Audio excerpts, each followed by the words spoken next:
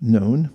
We can know it from the progression of instructions in this paragraph, that one's connection to the material world is severed.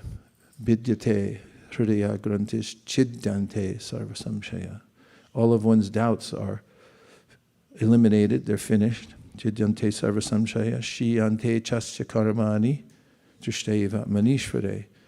One's karma is finished, and there's a way in which one comes to clearly follow Krishna's path, to know that I'm not my body. Krishna is the Supreme Personality of Godhead, and one knows one's best interest. And then comes this verse, which is therefore. And here, ata means therefore, kaviyo nityam. Kaviyo means the devotees, also means kavis, highly learned persons. Krishna also calls himself kavi, kavim puranam anishashitaram. Those who have come to the highest conclusion of life have given this path, and they have given this opinion, not just recently, but it's well known since a time immemorial. Nitya means this has been going on forever, because the material world is manifested and unmanifested, as Krishna mentions in the 8th chapter of the Bhagavad Gita. It's coming and going, and he assures us that beyond the comings and goings of the material world, there's an eternal, he has an eternal abode that's beyond this. And that's also nityam. It's always been there. And the opportunity for devotional service is always available. Bhaktim paramaya muda, that the devotees have been taking pleasure in this. It's not an arduous path of militant self-restraint. There are two words in the Shastra that have a similar meaning, but the difference is profound. One is tyaga, and the other is virakti. So tyaga means to give up some pleasurable object, and virakti means that one understands one's true self-interest and sees everything in the world as potential paraphernalia to be used in the service of the Lord. This is the path that Lord Chaitanya Mahaprabhu taught, especially through the instructions given to us by the 6 Goswamis of Vrindavan. Anasaktasya vishayan yatarham upayunjita nirbandha krishna sambandhe yuktam vairagyamuchite prapanchakataya buddhya hari sambandhi vastuna mumukshabi prithyagyo vairagyam palagukatyate. The kind of renunciation that depends on giving up sense objects that are still desired may not last. And on the other hand, there's a kind of renunciation which is positive, which means to view everything as paraphernalia to be used in the service of the Lord, including one's own senses. And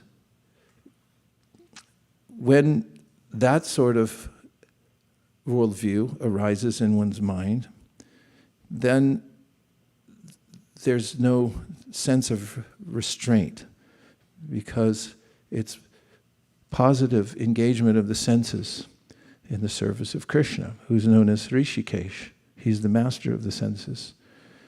And when one realizes that, Ishavasam idam sarvam yat kincha jagatyam jagat tena tyaktena bunjita magrata kasiswadanam, then while living in this world, one stays in one's lane.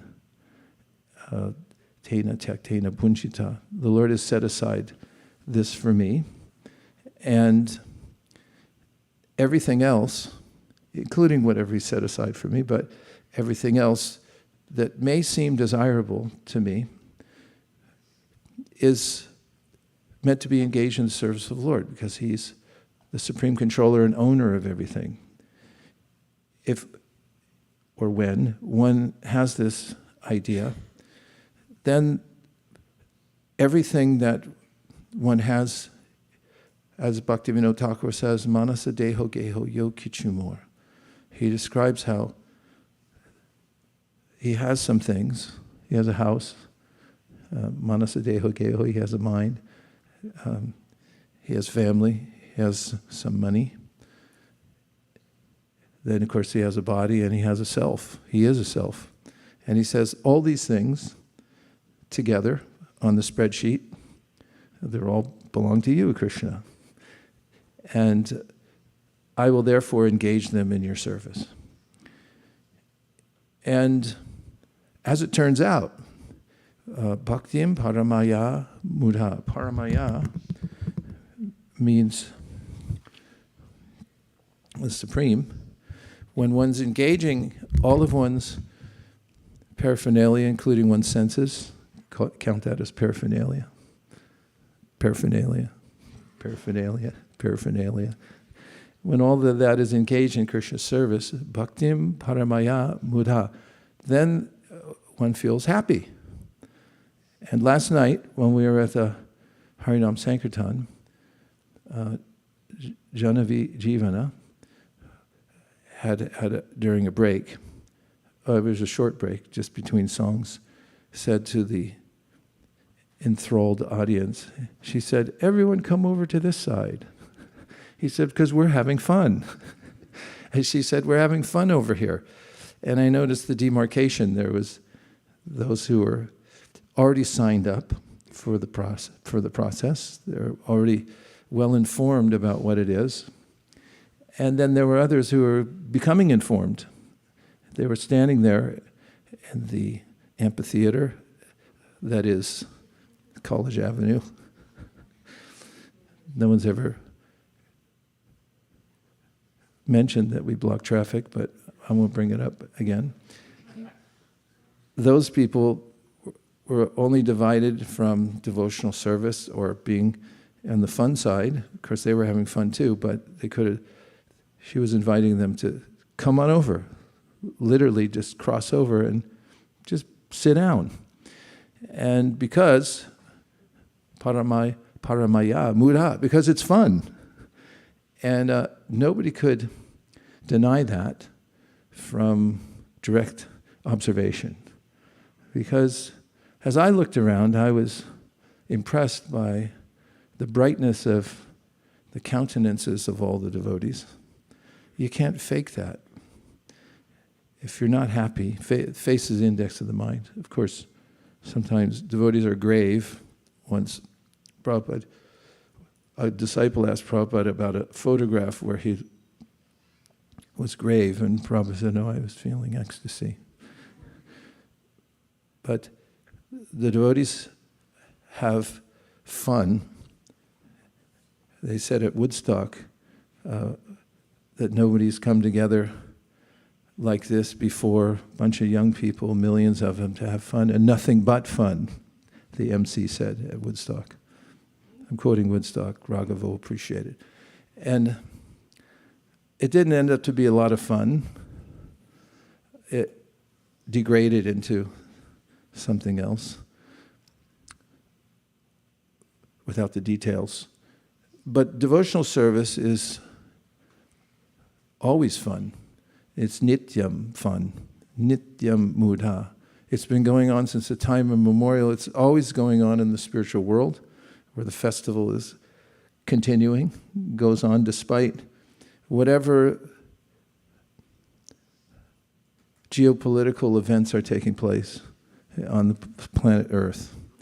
As Chaitanya Mahaprabhu mentioned to Sanatana Goswami, if you look at the material world, you can conceive of it as a big sack of mustard seeds. And if you go to the spice market in India, you can see they're rather large, those sacks in the spice market. Big burlap sack full of mustard seeds. And if you were to ask AI to count all of them, it might explode. Even AI can't count how many mustard seeds are in a bag of mustard seeds.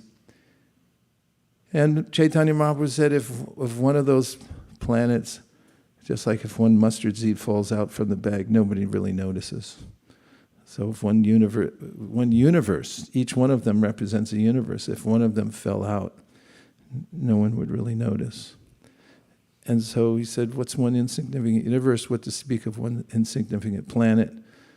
What to speak of those, says Bhumi, in the latter part of the Srimad Bhagavatam, as she observes, are quibbling, quarreling. Yeah, it's not really a quibble. I think it's above quarreling also. About various geographical lines, and she says they're only here for 5 minutes, as far as I can see. Why are they so concerned? So concerned that they spill blood for whose resources they are. The devotees, on the other hand, are carefree because they've already signed everything over to the Supreme Personality of Godhead. But it's not tyaga. It's virakti, because as they engage in this process, paramaya mudha, of serving the Lord, they feel happiness, they feel pleasure. It's happier over on our side of the street because we get to engage directly in chanting the holy name. Or it may be happier on their side. Who knows? Because as we heard this morning, after the verse Naishat ti dushaham shunmam taktodam abhipadate pibantan tvam mukam boja chutam harikatam ritam, then comes Vasudeva Katha Prashna Purushin Strind Punatihi Vaktaram Prachakam Shotrims. Last line? Huh? What? Tatpada Salilam Yata. This is the Ganges purifies the whole universe. So similarly, the sound vibration that comes from Krishna Katha or chanting Hare Krishna, it purifies 3 kinds of people.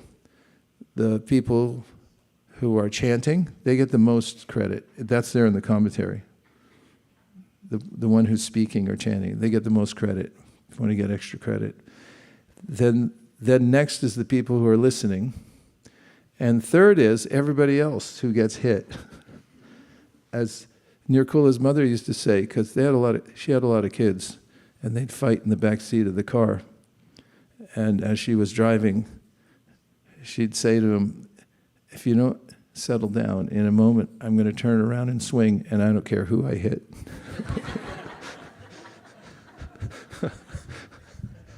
Joan. And similarly, the holy name doesn't really care who he hits. If you're out on the avenue and you're chanting, he's gonna hit you. In fact, last night I was appreciating the dogs. I saw at least 3 dogs go by. And dogs are very loyal animals. They stick with their master. So they're out for a walk with their master or mistress. And as they walked along,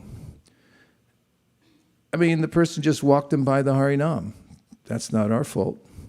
They could have taken another route. And the dogs seemed a little taken aback by the sound vibration.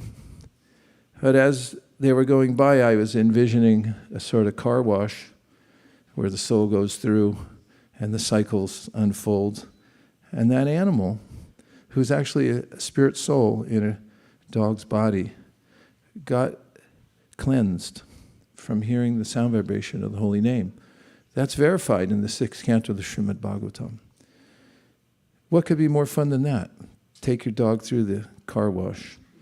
He walks by and the little dog is a little startled by the sound, but you're pulling him through and he comes out with the holy name in his ears.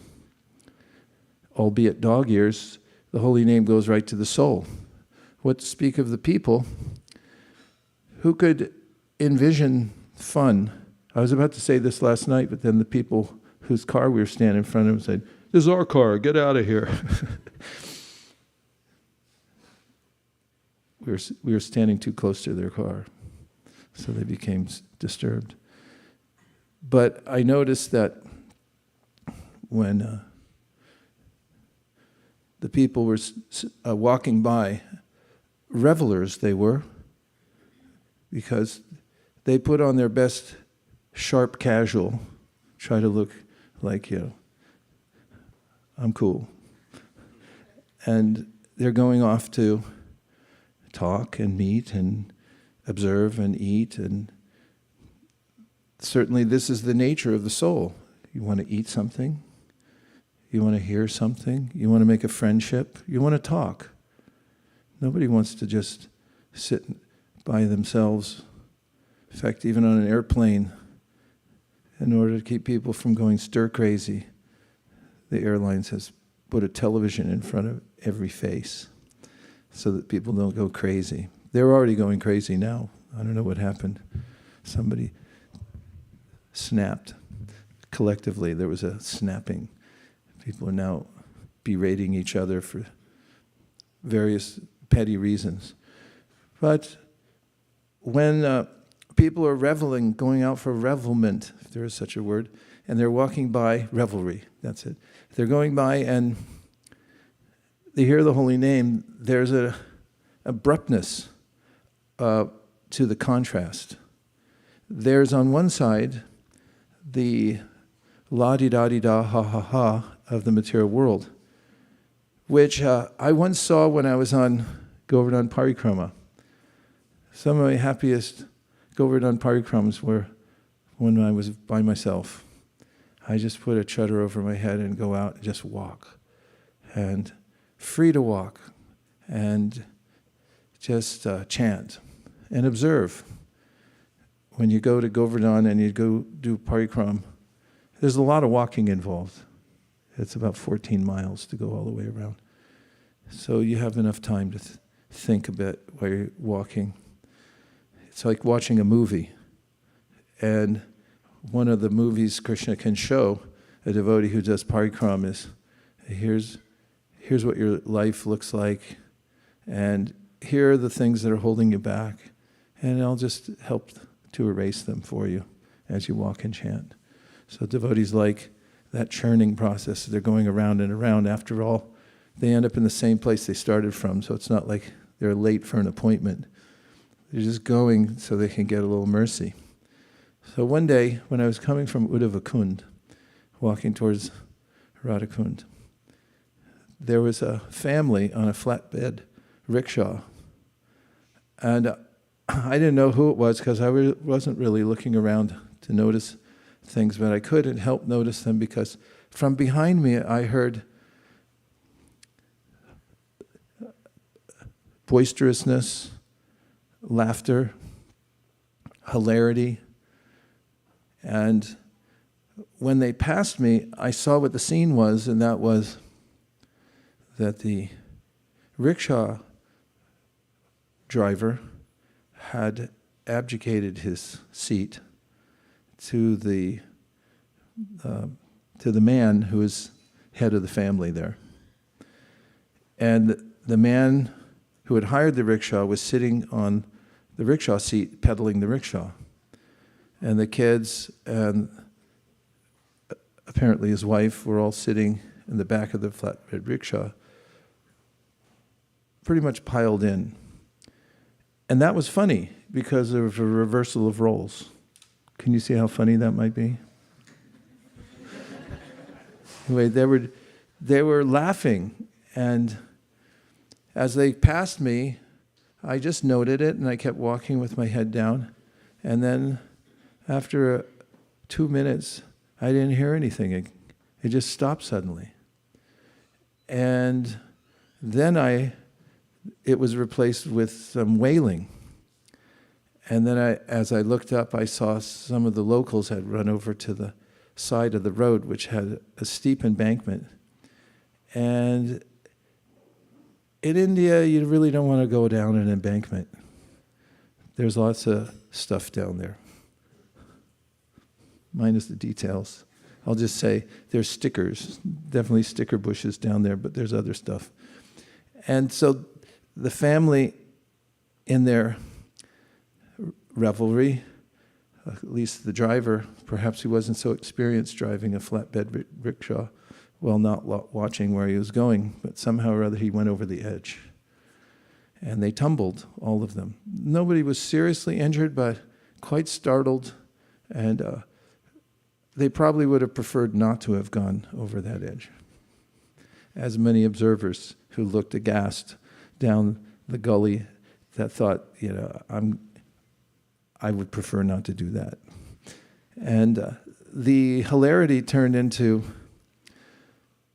weal and woe and exclamations of how could have this have happened. And it just registered in my mind how the material world can turn from so-called happiness into a sense of weal and woe within a second.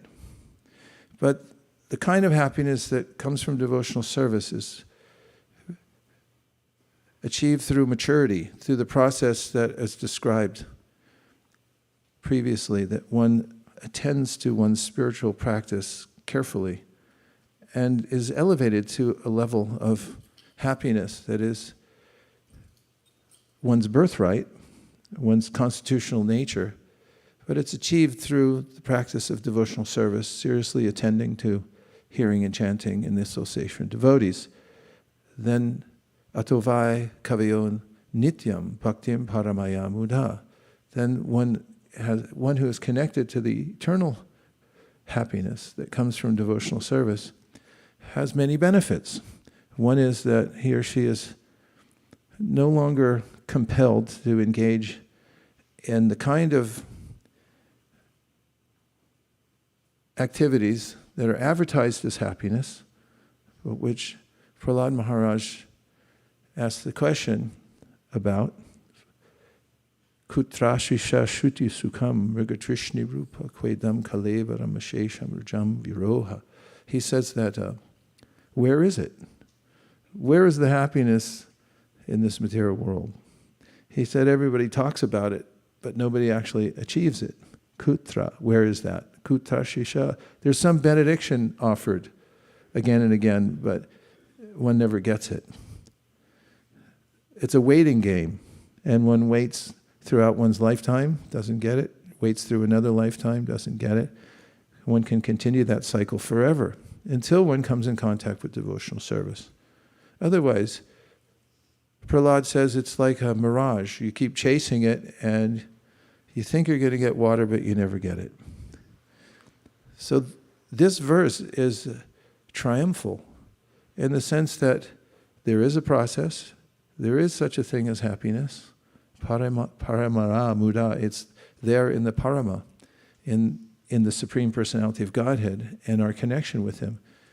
And better to come over to this side and remember that hanging out in the material world, you'll end up in a gully somewhere with sticker bushes and a lot of other stuff. However, if you come over to Krishna's side, take Jivana's advice. Why don't you all come over here? And that's all we're saying.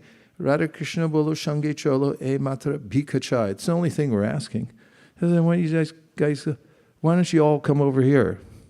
Because we're happy. And we have a process that is well thought out.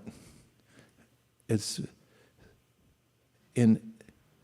expressed eloquently, philosophically, and there's a practical aspect that one can experience for oneself, pratyakshavāgamam dharmyam, that it's directly experienced. In fact, the happiness in the material world, last thing I'll say,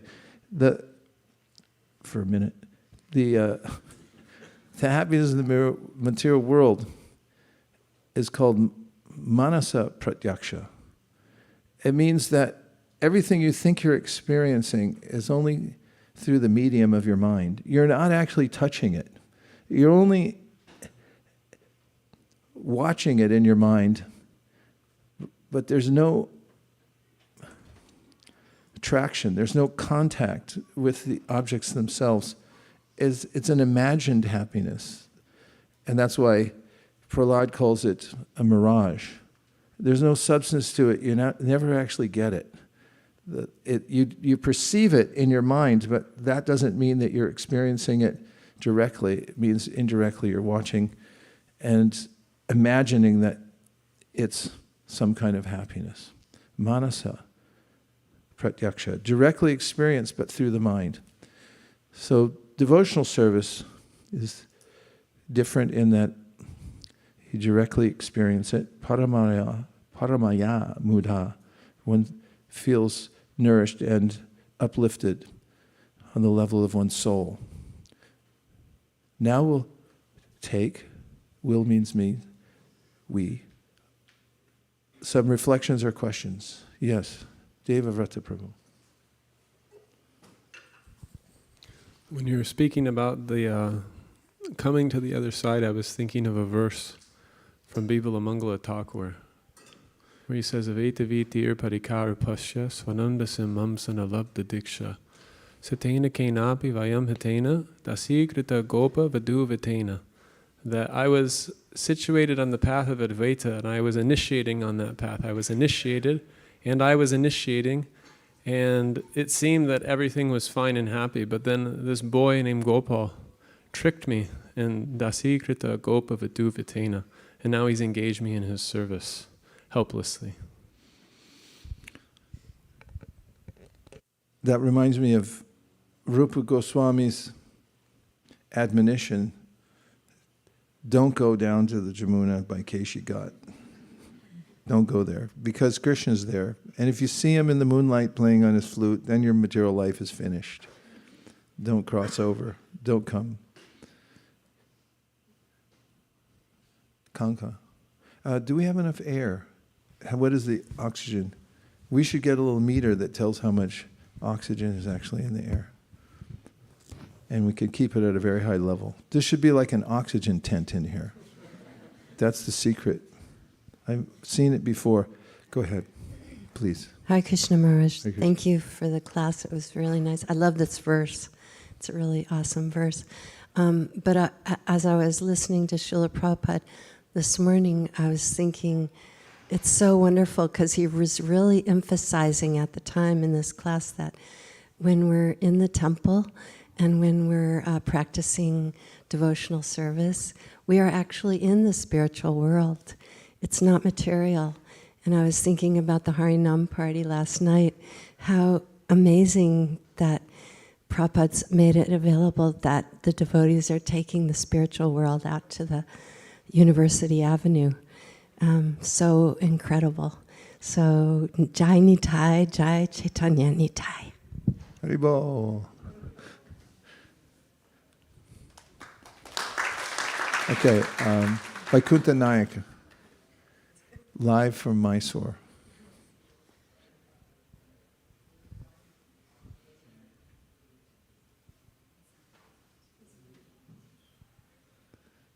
We can read lips, but I can't see you closely enough to read lips. Oh, Hare Krishna Maharaj.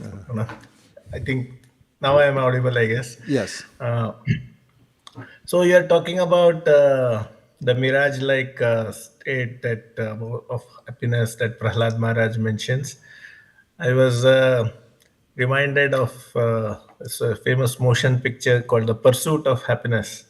And there, actually, Will Smith, the character, he says that, okay, the founding fathers in the Declaration of Independence, they guaranteed life, liberty, and the pursuit of happiness. They didn't, they did. So he was wondering, how did they know? They said life, liberty, but not happiness.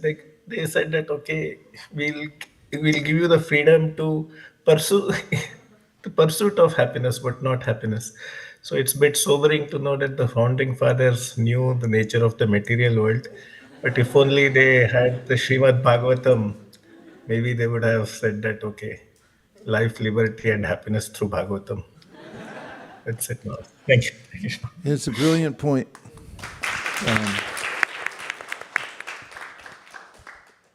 It also indicates that people may be aware that happiness is elusive in the material world. It's just that they don't have enough information to come in contact with the source of that mirage. I mean, if there's a mirage, it means there's real water somewhere. Otherwise, there's no idea of mirage. Just like if you have counterfeit money, there has to be real money. There's no meaning to counterfeit. So if we are in pursuit of happiness, it means it must be somewhere. Just like if you're thirsty and you're pursuing water, it's an indication, or we notice logically that there's a counterpart to each one of our desires. And if we're pursuing happiness, it means happiness is available. That's good to know. Then the study of happiness is important. In the Nectar of Devotion we find, as Prabhupada points out, Rupa Goswami notes there are levels of happiness. One is so-called material happiness, which is no happiness at all, or he gives this concession that if you're in the desert and you need water, and somebody mercifully or apparently mercifully comes along and says, I'll give you water, but it only gives you one drop. You can't deny that it's water, but it's not enough. So he says that's the material level. Then there's the happiness of Brahman, which is millions of times more favorable than material happiness. But Brahman happiness, in some sense, is more of a relief from suffering. It says, you were in debt and you had to work hard to pay it off, and there was no end in sight, but then someone came and paid off your whole debt. And then you feel relieved. But that's not a positive happiness, it's more a relief from suffering. But when one comes to one's relationship with Krishna, then one experiences ever-increasing happiness, which is by multiples greater than the happiness of Brahman pleasure. If we observe the world, which the Shastra invites us to do, as a reflection of the spiritual world, we can understand that there is a pursuit of happiness, and one might argue that the pinnacle of happiness anywhere in the material world, starting with the material world, is to have loving relationships. Prabhupada points this out, that this is the impetus to work hard in the material world. That's why he says, Prabhupada said, an economics professor of his pointed out that unless there was family life, there'd be no Home Depot. My commentary, because the impetus to work hard in the material world and do what everyone has to do in the form of earning money is to have a loving relationship with family. And there are other ways that one might notice that songs and poems and novels are generally interested because of the relationships. And this is the opinion also of our Shastra, that the ultimate happiness is in a loving relationship. But with whom? When we have a loving relationship in the material world, there's necessarily a beginning and an end. Sometimes it's based on a hormonal rush that one perceives the unassailable beauty of another, and that takes place in all species of life. However, when the hormonal rush is finished, one comes down to a more basic kind of relationship, or not end or just end, the relationship will terminate at some point for various reasons. However, if one reposes one's love in Krishna, the promise is that that relationship and the love will be ever increasing. And imagine if you reposed your love in a perfect person who never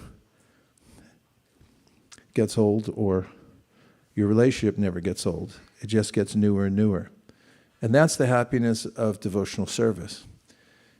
So in analyzing happiness, we can see there are various levels. One is so-called happiness, another is a happiness of relief from the struggle of the material world, which Lord Chaitanya Mahaprabhu says is kind of like being on a dunking board, and then when you're pulled out of the water, you get to take a breath and you think, oh, now I'm happy.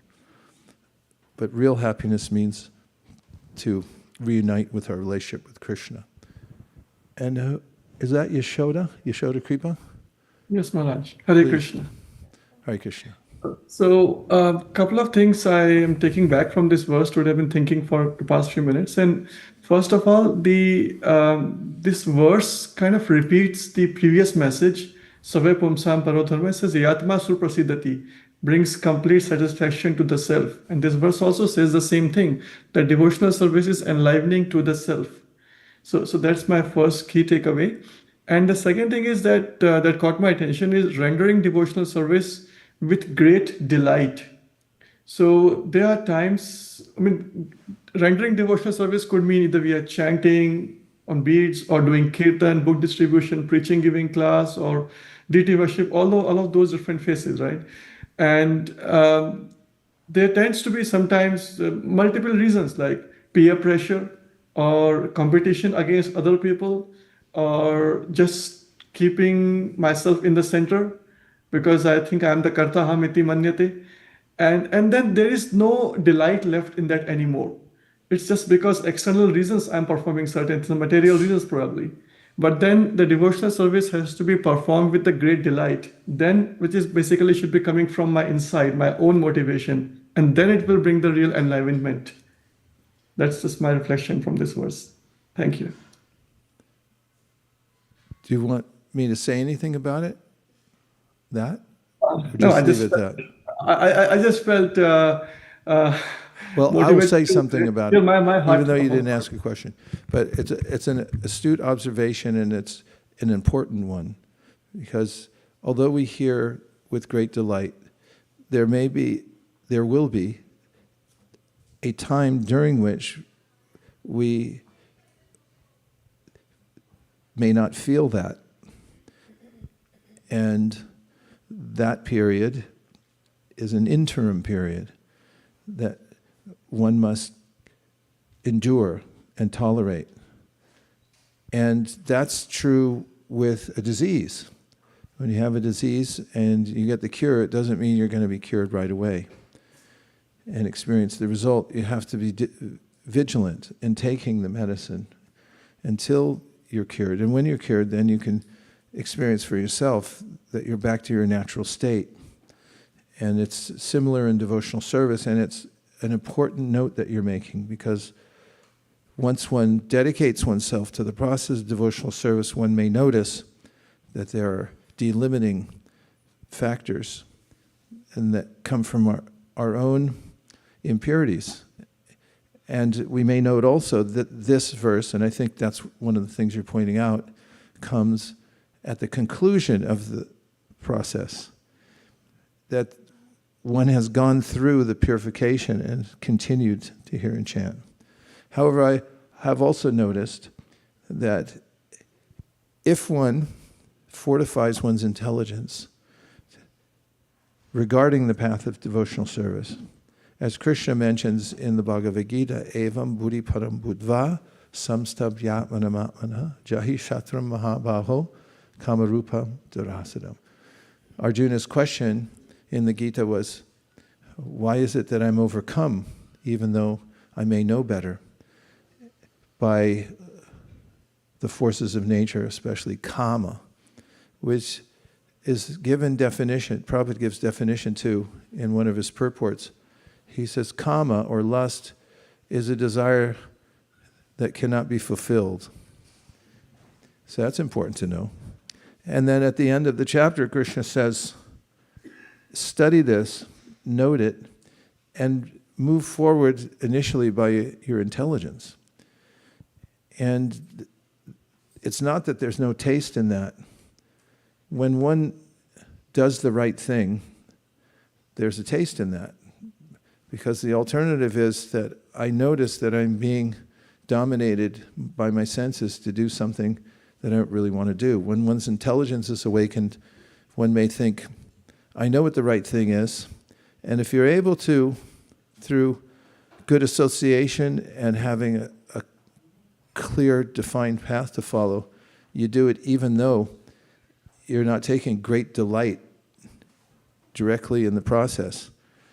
You may feel some delight, or at least a sense of integrity, which warms your heart, that, oh, I'm doing the right thing. And that can be fortifying as we continue the standard process of devotional service before it becomes a great delight. There was a couple more questions. Okay, 1, 2, 3, 4, 5.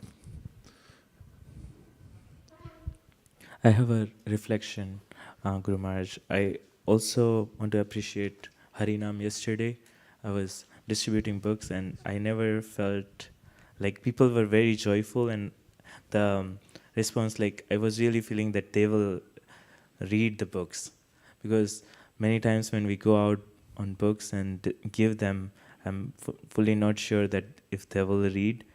This time, they were so joyful to hear Harinam, and when I was explaining that these books explain this process and everything, they were really into it, and I felt that they will really read it. And it was one of the best Harinams. Harinam and book distribution go together quite nicely, as people can have a breakthrough in their lives right on the sidewalk. They can find religion right there on the sidewalk, and then there's a book to follow up on it. That's ideal. It's a nice observation. Thank you. Shraddha? Thank you so much, Maharaj, for the wonderful lecture today.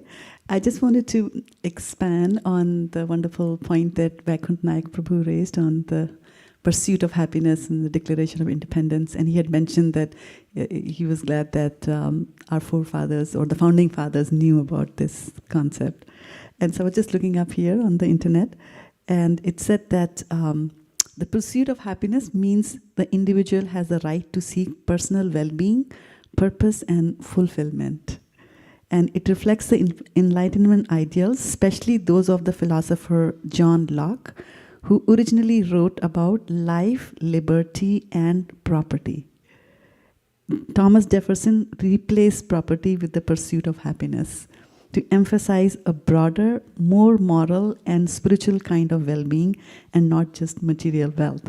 And I was just thinking that earlier in the class you had talked about Tyaga as one of the things. And so that's what Thomas Jefferson was also thinking at the same time, right? It's not just don't go after the material world, go after the real happiness. Yeah. I think these points could be put into a shortened form and used for presentation when we're distributing books.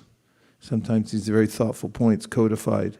If you present them to people, I noticed that they suddenly become less restless when we're, for instance, hand them a book, we're talking to them somewhere, their mind calms down when you have a philosophical point that they can wrap their mind around.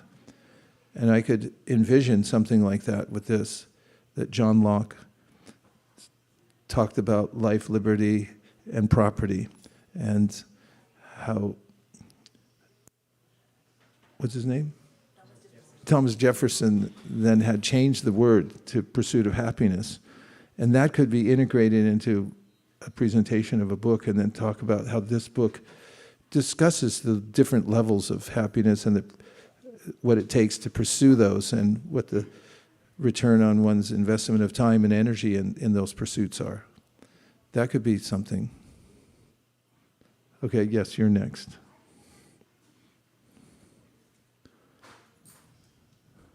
Hare Krishna Gurudev, thank you so much for such a wonderful class.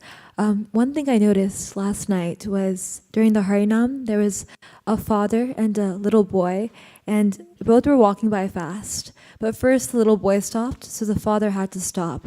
And then the little boy wanted to go, but the father told the little boy to wait.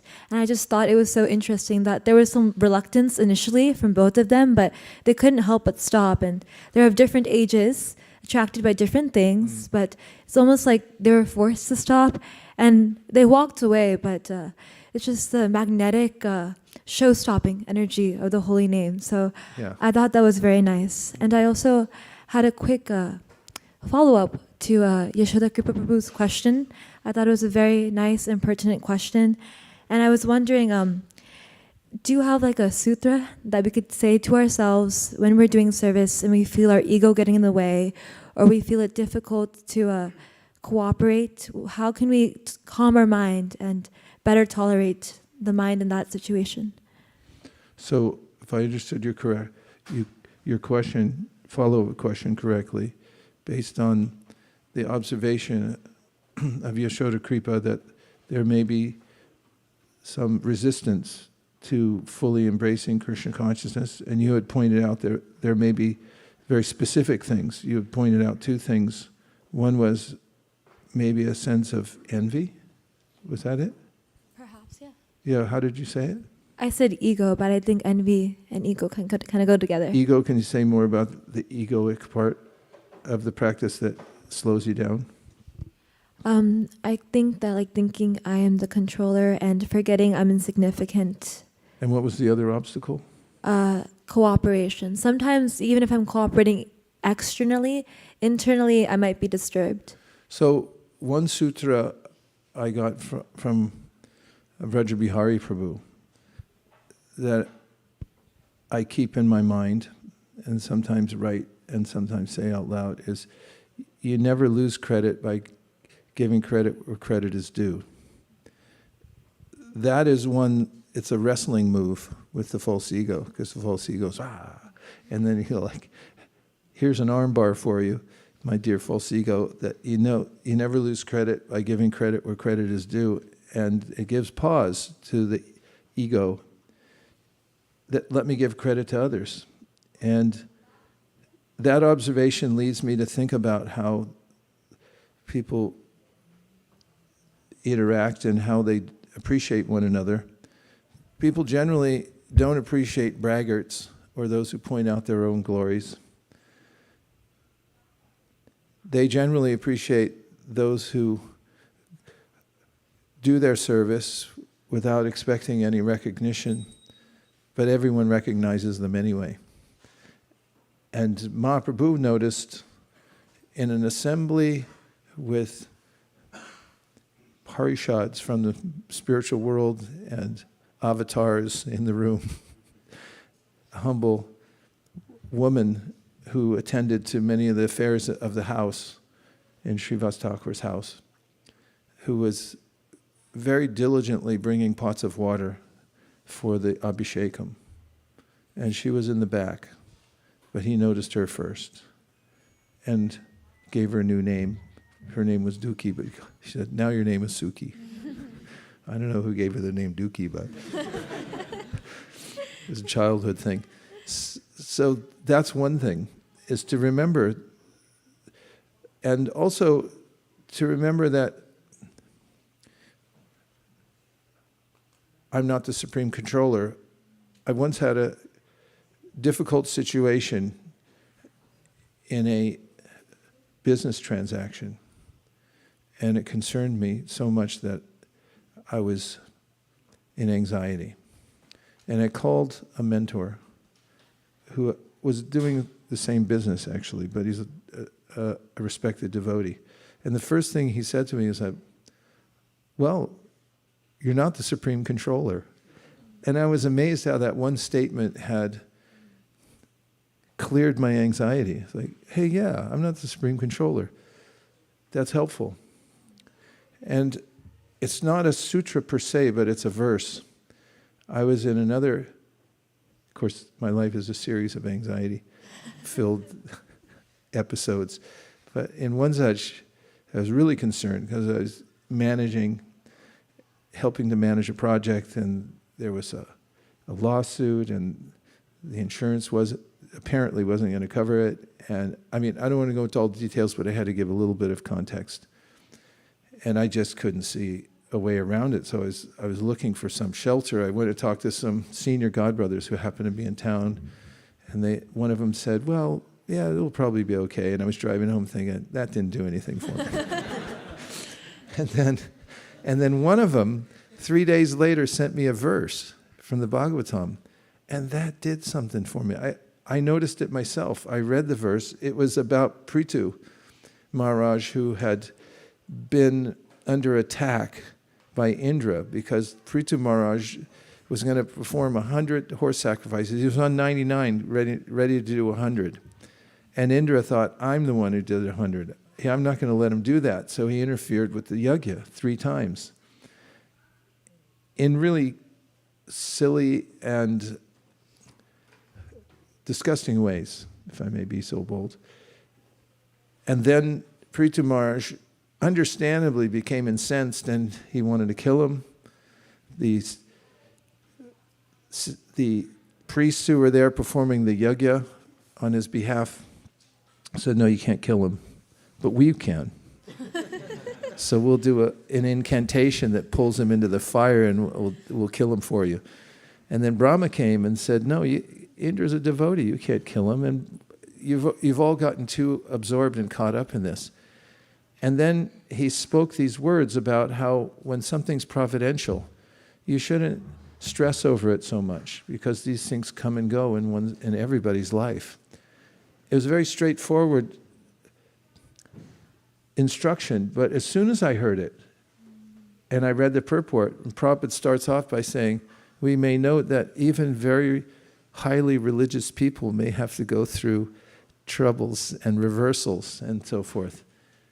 And I gave up my anxiety, and to this day, I thank that godbrother for sending it to me because he read it and he thought, this might resonate, and he sent it across. So if you're ever thinking about sending a note to a godbrother, godsister, or an associate, don't hesitate, because it could change their lives. I'll tell you another one. I had a godbrother who had become wayward in devotional service. And one thing I've noted is if you live longer, or the more you live, you see that people come and go.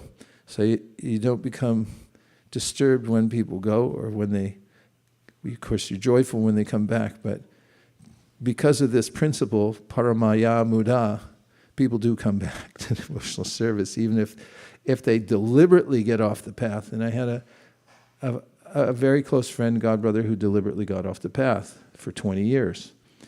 And somehow I kept in touch with him over time. The reason I bring this up was because I'm clearing out. Nirkul and I are going through this process of getting rid of everything that we don't need right now and trying to get uncluttered completely. So I was going through a lot of papers. That's mostly what is the clutter. Boxes and boxes of notes. And I found this paper that I had sent to a godbrother maybe 30 years ago because he had gotten a fax machine and I had a fax machine, which is really cutting-edge high technology. And he said, I want to test it out. So could he send me something? And I had been studying this verse from the Chaitanya Charitamrita that says that anyone who thinks that performing 1 trillion Ashwamedha yajnas on the confluence of the Ganges and the Jamuna during the eclipse of the sun is equal to chanting one time Hare Krishna is an atheist doomed to go to hell. I thought that was a nice verse to present, maybe at corporate events or something. And so I just had it on my desk, and he said, fax me something. I said, when are we going to fax him? So I made a note on it, and I put it through the fax machine, and about a week later I got a 8-page handwritten letter from him saying, oh, how unfortunate I am. I gave up a great jewel, threw it in the gutter, and I didn't intend that. It just happened. And I just found the paper again as forensic evidence that it was dated and the whole thing of when I had sent it. So it's a good question you ask. What are the sutras we carry with us? We should have them ready. The affirmation, a sutra, to remember what actually our position is in the material world. We can enjoy unlimitedly through the process of devotional service, but we have to navigate our way through the various desires and obstacles. I'll take one last question. There was, yes. Hare Krishna Maharaj. Hare Krishna. So earlier you were speaking about how when one reaches the Shuddha Sattva platform, they're able to realize that anarthas are absent and they find happiness within. So I was wondering, like, we see this mood in great devotees where they're speaking about how fallen they are out of their great humility, especially like Bhaktivinoda Thakur in his songs speaking about how he's a sinner. So how do we kind of reconcile that? How do we understand that mood? It's an aspect of a melted heart that one sees one's own faults. Simultaneously, one doesn't see the faults of others. That's indicative of bhava, says Lord Chaitanya Mahaprabhu, in the 9 symptoms of bhava that he mentions to Sanatana Goswami in the Chaitanya Charitamrita. One is that one becomes more self-critical, but it's different from lack of self-esteem, in which one says, "Oh, I'm nothing, and I'm nobody, and I'm depressed, and I might as well not even show up." It's motivating to the devotee to do more service, and it's relishable in a way. It's called dainya, and it comes naturally for one whose heart is melting. We have an eternal relationship with Krishna. Shara chakshara evacha, Krishna says in the Bhagavad Gita. There's the eternally perfect and those who are eternally not perfect. Although those who are fully engaged in devotional service, they are perfect, but still there's that sense that I'm the part and Krishna's the whole, and one can find such a person can then experience one's potential as not perfect. That's an explanation given by Sri Chaitanya Mahaprabhu to Sanatana Goswami. And in another way, as we discussed the other night when we were talking about Bhaktivinoda Thakur and his so-called admission of these faults, it's also didactic in that he can catalog as a person who's overcome, not just overcome, but who's above those. He can observe it and then point it out. And it's very helpful to have a catalog, because as he's expressing it, like he says, I'm always speaking lies. Sada mitya, how's that go? Mitya bashi. Mitya bashi. There's different kinds of speech. And mitya means false speech, means lies. So he says that's my nature, I'm always speaking lies. And one may then become circumspect upon hearing all these catalogs of things, like, oh, I have that, I have this, I have that. And that's somehow relishable. I pointed that out when we read it the other night during Bhaktivinoda Thakur's disappearance, that when we hear that catalog, we become aware of it and think, I have that, and I have that. Yes, yes, yes, check, check. I have all those things. It's counterintuitive, but it's kind of relishable. And the acharyas point those things out. Even Krishna points them out with their divine and demoniac qualities. And just hearing about them can be helpful by being aware of them then, and one may feel inspired to develop the exalted qualities. Those are 2 points that can help to understand that phenomena of Bhaktivinoda Thakur speaking about his so-called faults. And now we're moving on. Just as a repeat of the verse, Atovai kavayo nityam bhaktim paramaya mudha Vasudeve Bhagavati Kurvantyatma Prasadanim. That's one who's engaged in the process of devotional service, does so joyfully. And that's because of prasadanim, the mercy of Krishna, comes to those who are engaged in devotional service, and it's a happy, happy life. And the Sankirtan movement is the Kevala Anandakanda. Proof positive last night. Everybody who was there felt transported from College Avenue to the Vaikuntha. We could have stayed all night. And it's especially sweet when there's an outside audience through whom one can vicariously appreciate their first encounter with the holy name, if it is their first. And that's what makes the Sankirtan movement so joyful also. When we go out on book distribution and introduce people to Krishna consciousness, then we see through their eyes, meaning of vicarious, the joy of Krishna consciousness or awakening to Krishna consciousness, or even the potential of awakening, even if somebody is reluctant, but somehow or other they agree, and they take the book, put it in their car or house. Then we're left, when we go home, to imagine what the effects might be. And perhaps they will be revealed to us at some point. If you can imagine, when you leave this world, people who have had near-death experiences sometimes say that they saw their whole world, their whole life flash before their eyes. There's a person in Los Angeles who was a military, and when he died temporarily and then came back, and people asked him, what was it like? He said, I saw my whole life pass before my eyes. That's cliche. But then he explained it. He said it was like a mosaic.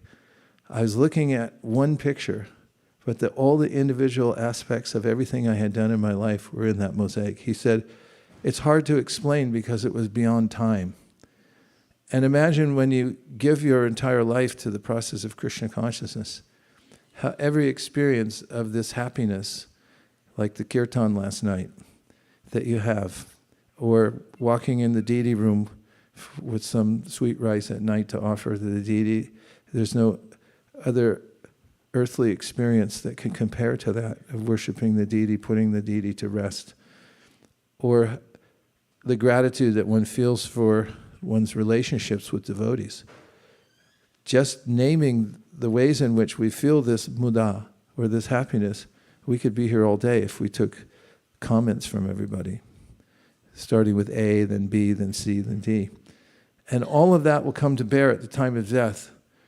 When we leave this body, the force of all that engagement in devotional service, which is uplifting to the soul, and that prasad that's coming down, the mercy that's coming down from Krishna, will carry us to the most favorable destination by Krishna's arrangement, where we can go on engaging in happy devotional service with others. And we can see in this very community that there's a lot of, I hate to say, there's souls coming into the Sankirtan movement. And what do they get? Well, first of all, mostly they get to hear the whole Srimad Bhagavatam before they even come out of the womb. Because that's what most mothers do here. And what are you doing these days? I'm reading the whole Srimad Bhagavatam to my baby in the womb. So that little child's in the womb hears the whole Bhagavatam, and then it comes out and everyone's going, Haribo, Haribo, Hare Krishna, Hare Krishna. And you can see that they've been propelled by Krishna into the Kevala Anandakanda yet again. And that's the destination for those who are engaged in this lifetime, is then to be given an appropriate, or even more than, I'd say more than appropriate, Krishna reciprocates devotional service in multiples. So one may get way more than one thought one deserved by serving Krishna. And that's another cause for being happy, is when one works for a particular corporation, you're expecting at a certain point that they're going to say, you got to go, and they might not even say thank you. They might just say, you have 15 minutes and get out of here. We don't want to see you again, and give us back everything and all the passwords and all that. But Krishna doesn't do that. So one who's engaged in the practice of devotional service can anticipate an unlimited source of happiness. Dear Srila Prabhupada, dear Sri Chaitanya Mahaprabhu, Shri Shri Panchatattva, Shri Shri Radha Madan Mohan, Shri Shri Lakshmi Nrsingadeva, if you so desire, please let us increase the frequency and intensity of our Harinam Sankirtans. Please let us increase the volume of the distribution of Srimad Bhagavatam and all the other books that we have in store. Please let us increase our loving exchanges with all the devotees, because we're all going back to the spiritual world in a handbasket together. Thank you for considering it's the opposite of the other thing. Thank you for considering our request. Om Tat Sat. Everyone agrees with this prayer in whole or in part, please say Hare Krishna. And now we have Krishna's grain ceremony. That's a big deal. I should have worn green, apparently. We got to be color-coded next time. So guess what? We had a beautiful grain ceremony. It's going to take place in 3 minutes. So if you want to take time to stand up and then sit back down again, you got 3 minutes. We'll get a kirtan going, and then we're going to offer Krishna some grains. Hare Krishna. Vanchakalpadrishya kripasindhabe vacha patitanam pavanebhyo vaishnavebhyo namo namaha nantakoti vaishnavaniki jai.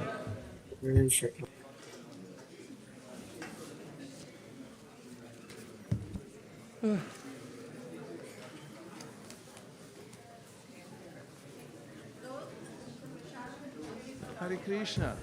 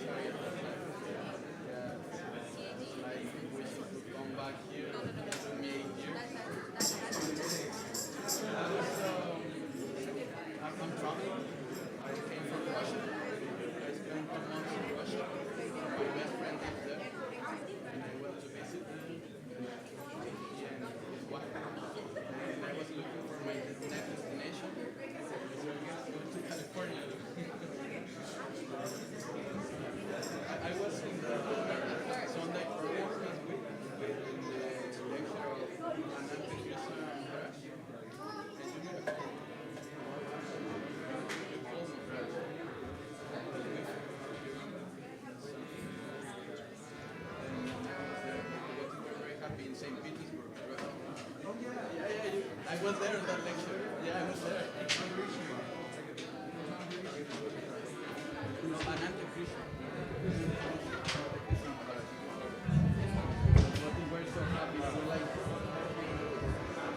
Take Adri. How long will we be here for?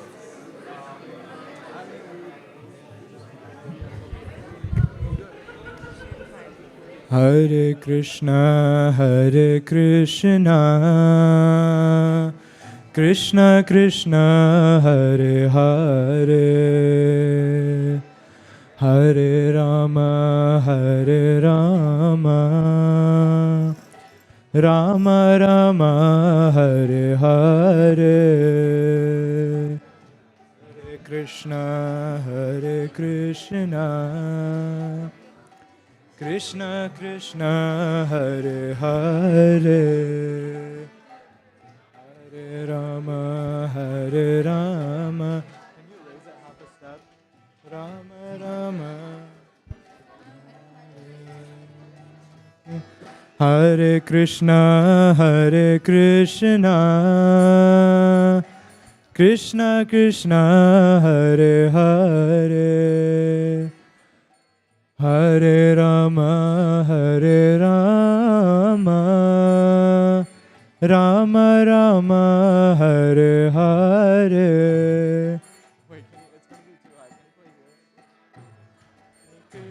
play this? Hare Krishna, Hare Krishna,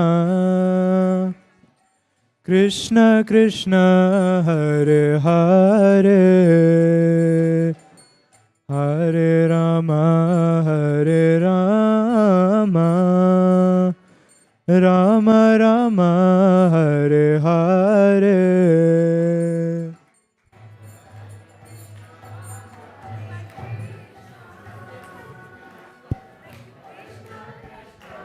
Hare Hare, Hare Rama, Hare Rama, Rama Rama, Hare Hare. Welcome, Krishnan, to your first grain ceremony here before Shri Shri Radha Madan Mohan and all the devotees. Congratulations, Suchitra and Rahul, for this bringing a devotee into the world and taking care so that he can become a great influence in the world. And Revanch, we welcome you. I definitely should have worn green. You look very nice. And thanks for being here for your brother's grain ceremony. So we're going to chant the chapter Purushottam Yoga. The benefits of chanting a chapter of the Bhagavad Gita are enumerated in the Bhagavad Gita Mahatmya. It's a conversation between Parvati and Lord Shiva. We do this to bring blessings during this time. It is the most visceral and direct way that one can invoke blessings during the grain ceremony, or to speak of taking the grains themselves. In the chapter, we hear Aham Vaishvanaro Bhutva. Krishna says in this chapter that of many things, I'm the digestive force. I'm there personally digesting. So this first yajna of taking grains is very significant because we all have a kind of joy when we know that it's time to eat. And that joy is provided to us by Krishna himself. But devotees are special because they don't eat any old thing. They eat prasad. When Narottam Das Thakur had his first grain ceremony, and his father was a king, and Narottam was a prince, they all came and sat. And when it came time to give the grains, little baby Narottam turned his head away. He wouldn't take anything. And that went on for an hour. They couldn't get him to take it. So someone whispered something in the ear of the king. It was a priest. He said, "Did you offer it?" And he said, "Ah." And he went back, made another pot of sweet rice and offered it to the Lord. And then he brought it back, and then Narottam took it. So we don't just eat, but we eat prasad. We have Mahaprasad here today for Krishnan. And we have the witness of the Lord himself and all the devotees. So we're praying during this ceremony that Krishnan, you may get blessings in your heart, mind, and stomach that will inspire you throughout your life. So let's chant Purushottam Yoga together. Shri Bhagavan Uvacha Urdvamulam Madah Shakam Ashvatam Prahur Avyayam Jandansi Yasya Parnani Yastam Veda Saveda Ved Adashchordvam Prashritas Tasya Shaka Guna Pravrada Vishaya Pravala Adashcha Mulan Anusantatani Karmanubandhini Manushya Loke na rupamasyeha tatopalabhyate nanto na chadhir na cha samprachishta ashvattam enam suvarutamulam asanga shastrena dritena chitva tatakpadam tat parimargitavyam yasmin gatana nirvartanti bhuya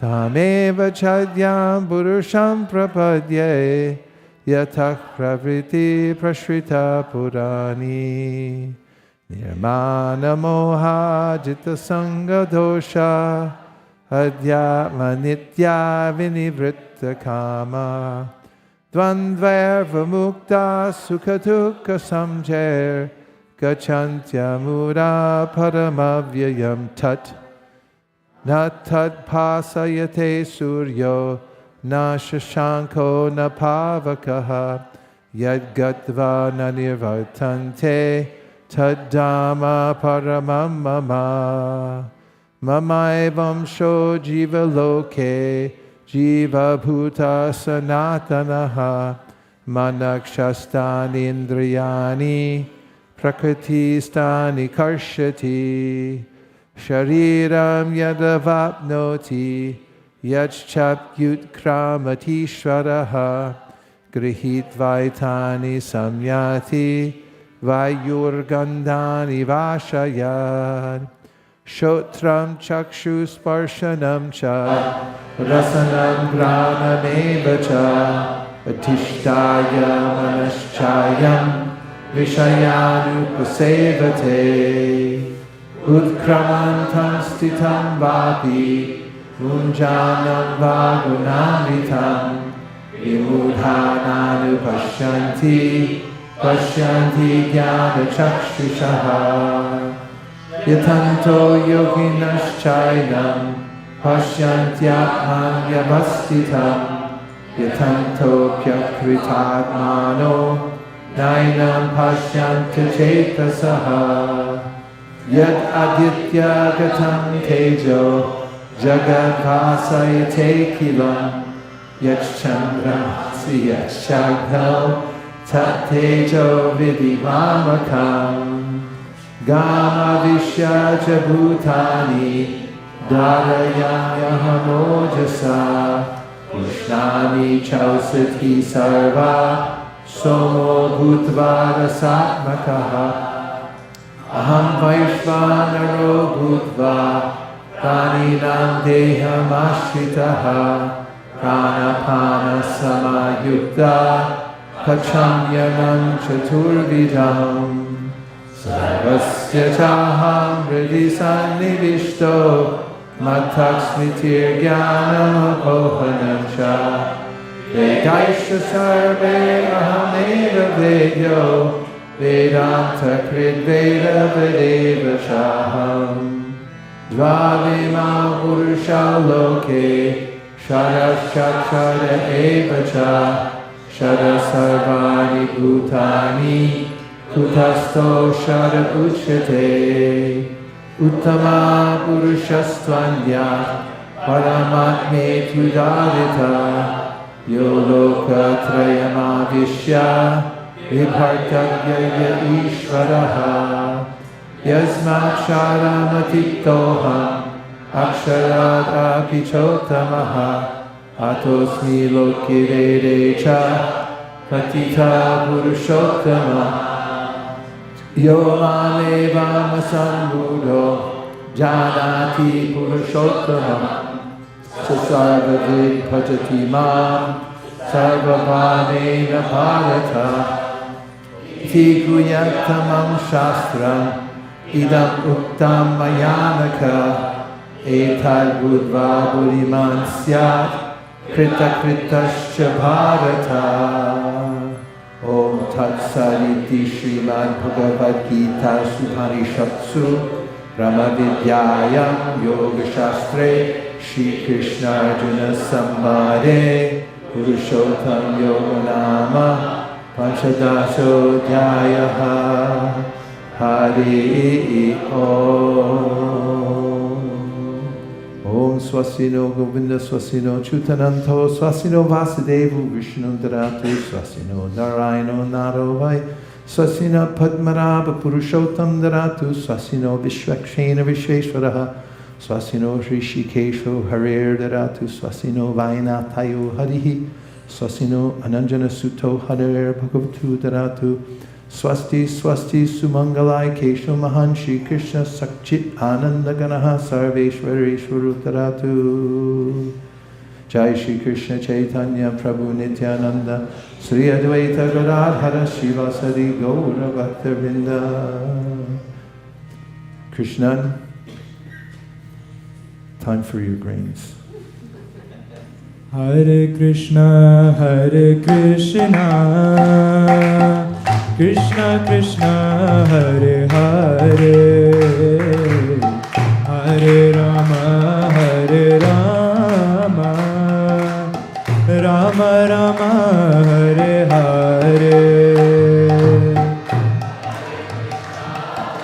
Very good.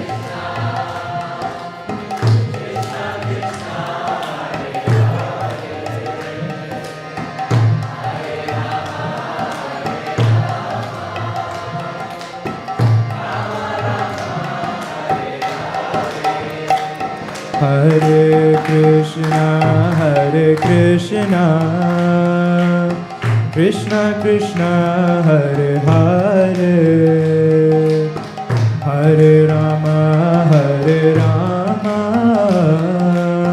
Rama Rama, Hare Hare.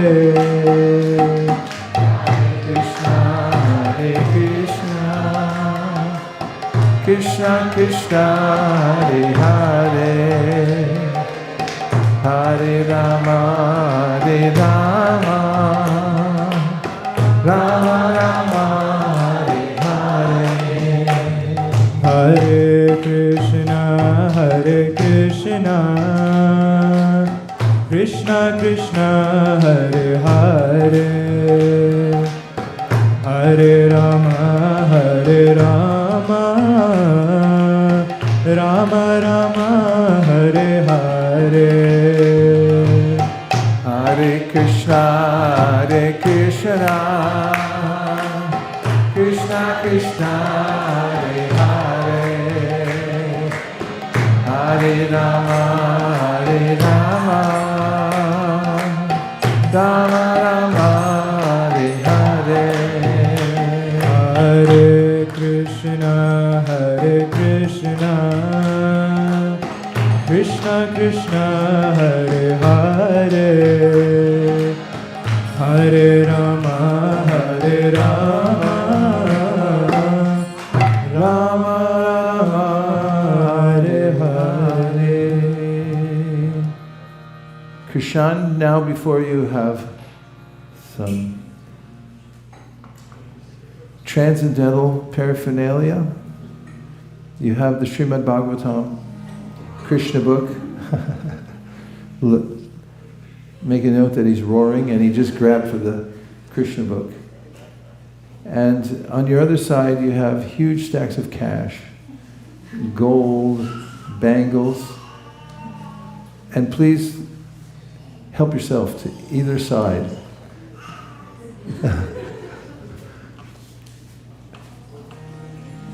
He's pulling everything towards him, which means,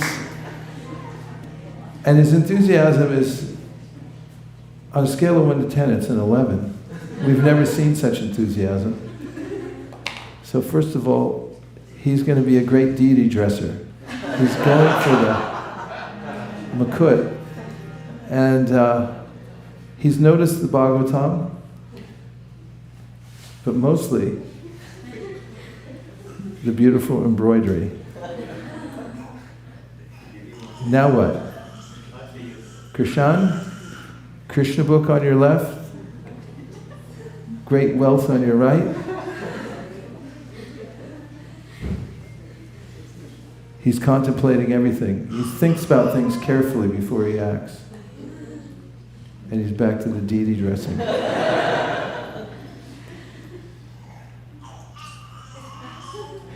Kirtaniya, he'll be a Kirtaniya. And now he's taken the Bhagavatam.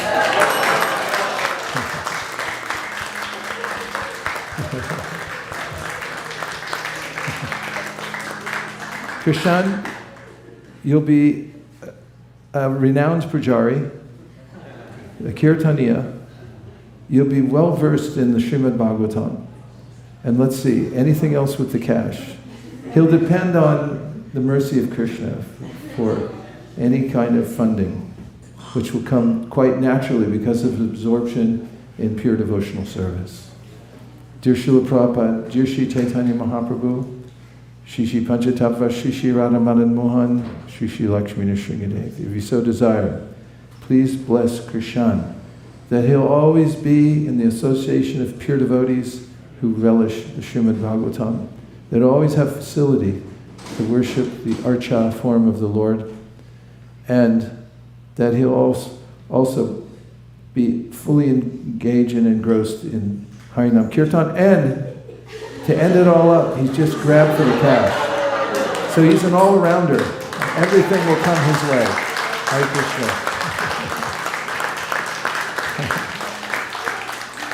I hereby declare this ceremony a complete success. Gaur Premanande Haribol. Hare Krishna, Krishna Krishna, Hare Hare, Hare Rama, Rama Rama, Hare Hare. Hare Krishna, Krishna Krishna, Hare Hare, Hare Rama, Rama Rama, Hare Hare. Vanchakalpavishya, Kripasindhobhyevacha, Patitanam Bhavanebhyo, Vaishnavebhyo, Namo Namaha. Anant Koti Vaishnavi ki jai, Krishan ki jai, Gaur Premanande. Thank you everyone for participating in this first great ceremony of Krishan.